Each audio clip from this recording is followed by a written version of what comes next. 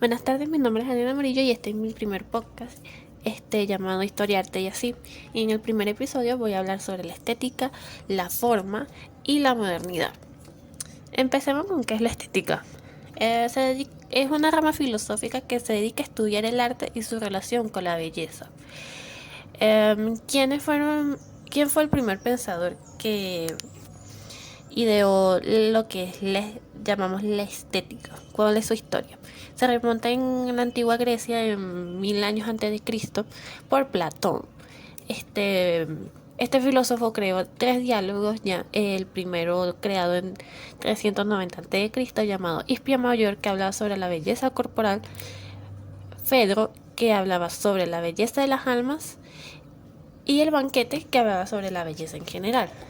Y consecutivamente hubieron más pensadores como Aristóteles, que fue un este alumno maestro de Platón, pero él se enfocaba más en los cálculos y en la naturaleza, en la armonía, por así decirlo. Cicerón también fue un pensador, pero él se iba por la gramática, por la liturgia, lo de la oratoria.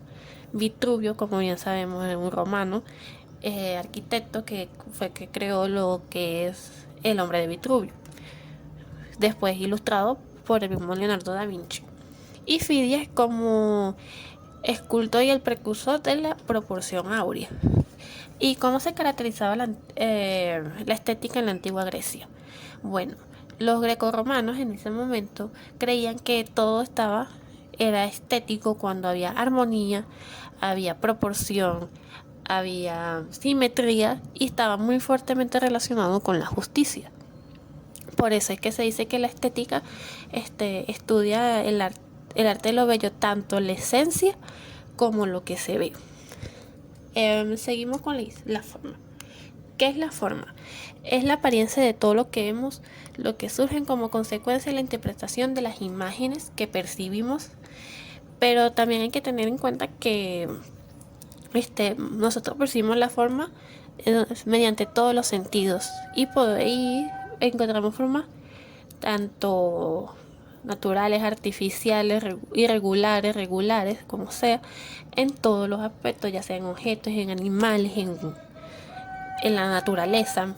Y los primeros pensadores fueron otra vez Platón, porque también era matemático, Euclides, Pitágoras y Tales de Mileto.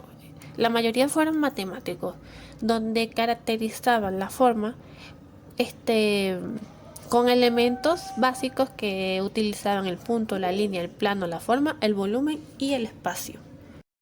Ya entendido este tema sobre la estética, ahora vamos a pasar por la modernidad, que era una época, la edad moderna mejor conocida.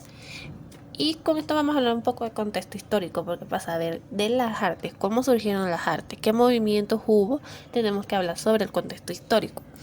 Empezando por lo básico, que es la modernidad. Es el tercer periodo histórico en el que se suele dividir la historia universal entre los siglos XV y XVIII. Vamos a decir en el 1400 hasta el 1789, 1799. ¿Cómo surge? Se dice que fue por cuando el Imperio Otomano capturó a Constantinopla en 1453 y acabó el Imperio Romano del Oriente. Otros dicen que también fue por el descubrimiento de América por Cristóbal Colón, según dice. ¿Qué cambios produjo la Edad Moderna? En relación con la concepción del mundo para ser el humano, la razón se impone por sobre la religión, es decir, el racionalismo.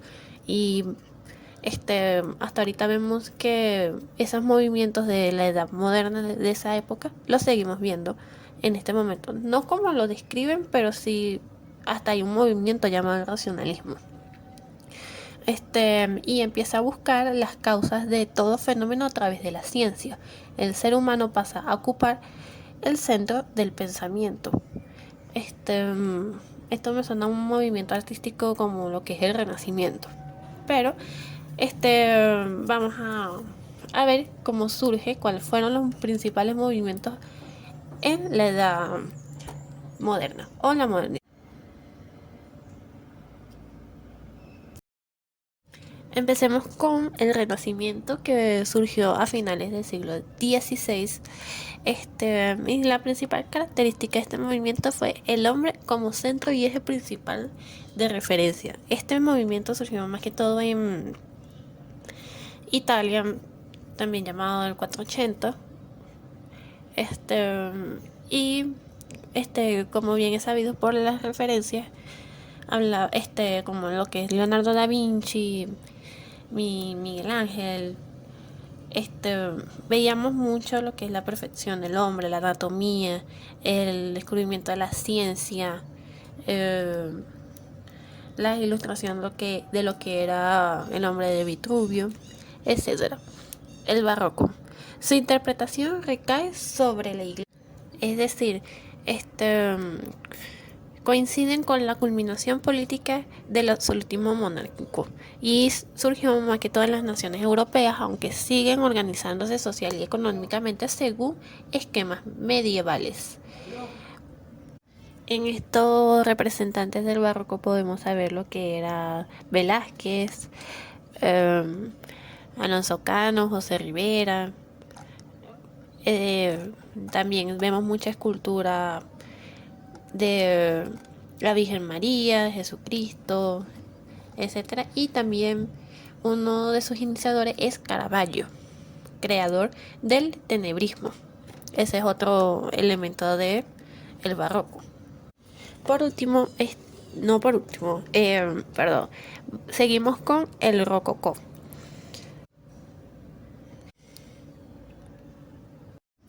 El rococó nace en Francia y se desarrolla durante el reinado de Luis XV, extendiéndose después, implementándose en Alemania y Austria.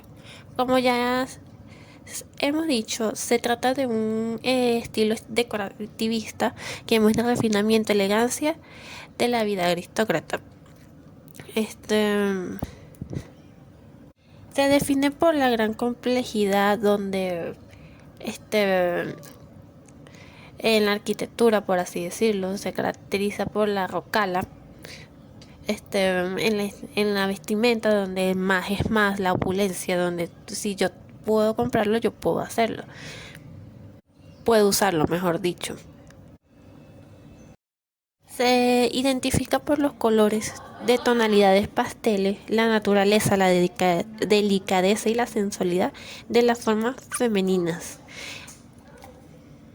Ahora sí, por último, hablaremos de el neoclasicismo, que es un estilo que surge a mediados del siglo XVIII y que convive en parte con el rococó y ya en el siglo XIX con el romanticismo. Recoge y depura la tradición clasicista que había atrasado la edad moderna desde el Renacimiento y que había estado aflorando en diversas escuelas y corrientes durante el barroco. Uno de los elementos más fieles del neoclasicismo es la escultura, por lo que sus obras apenas pueden distinguirse de las griegas o romanas. En ellas se pone de manifiesto un equilibrio de formas y volúmenes y una sencillez de líneas que devuelve a la estatuaria el canon y la proporción antigua.